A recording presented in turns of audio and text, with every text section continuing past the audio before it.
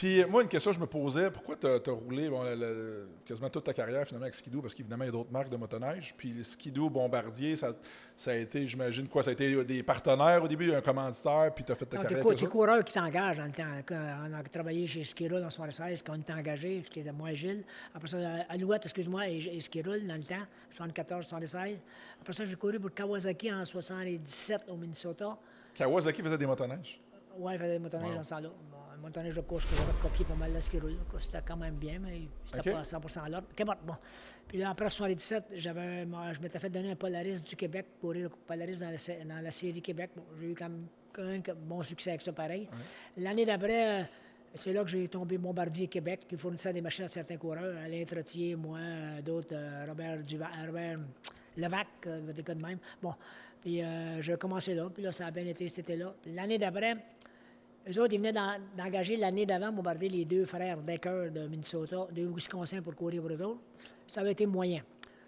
Puis l'année d'après, c'est quand un de mes anciens boss de chez Skiroll en 76 était rendu boss du section racing, quoi que ce soit. Il était important dans la compagnie. Oui.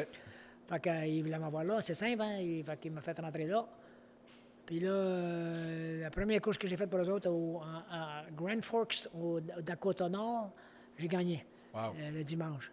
Fait qu'il était bien content. Puis là, on arrive au championnat mondial à Eagle River, la grosse course pour la gang. Puis là, je suis pas touchable, je suis de la pédale avant tout le monde, mais je m'en vais, je suis pas touchable. T'as un bon Surtout setup.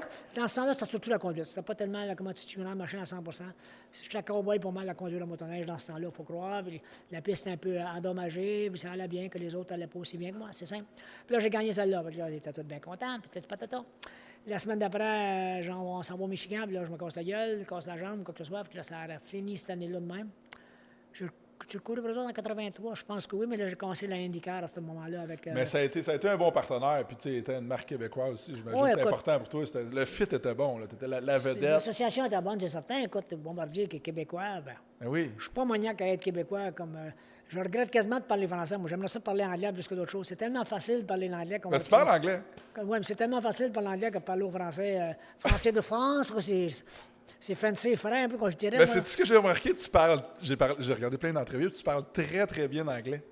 Tu parles très bien anglais. On dirait que tu n'as pas d'accent québécois. J'ai pas trop de misère à parler, écoute, avec le temps, mais les premiers temps, là, quand j'ai appris ça en 76, 74, mon père parlait anglais. Bon, j'ai des yes, des no, on a appris ça de lui. Ça, c'est pas un problème, tu sais, mais après ça, faire une phrase, ça devient compliqué. Tu y penses avant de le dire, c'est là le problème. Il faut que tu te mettes à penser anglais pour être capable de parler anglais.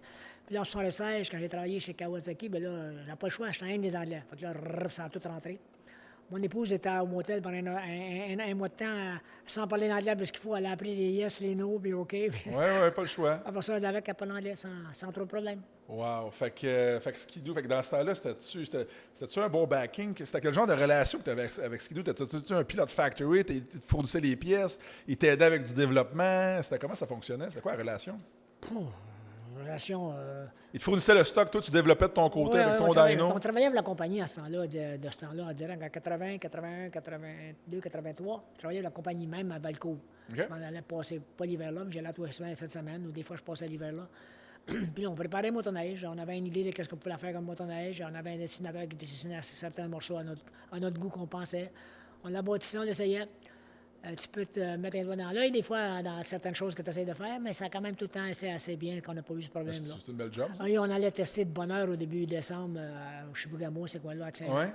Et bon, écoute, l'argent était là et l'effort était là pour être capable d'aller marcher comme il faut. Ski-Doo, il mettait du budget là-dessus. Là. Il y avait pas... c'est ça, tu sais, je veux dire, pas des millions puis d'en finir, mais il mettait l'argent qu'il avait besoin. Mais tu sais, malheureusement, Ski-Doo, Bombardier, là, c'est pas une priorité, eux autres, la motoneige. Les avions, les trains, à cette heure, plus que d'autres choses. Même si les motoneiges, ils ont mis en vie, en réalité, là, mais c'est pas une priorité. Et c'est pas nécessairement une priorité, même en ce temps-là, mais c'est pas grave. Après ça, c'est rendu. C'est bon, on fait parler de nous autres. Puis après ça, les avions, les trains, là, ça a été la motoneige. Oui, c'est ça. Ça a été d'autres choses avec le volet. Ils ont lâché les courses à aéronautique, tout ça, mais ils sont encore super présents. Ils développent plein de bons produits.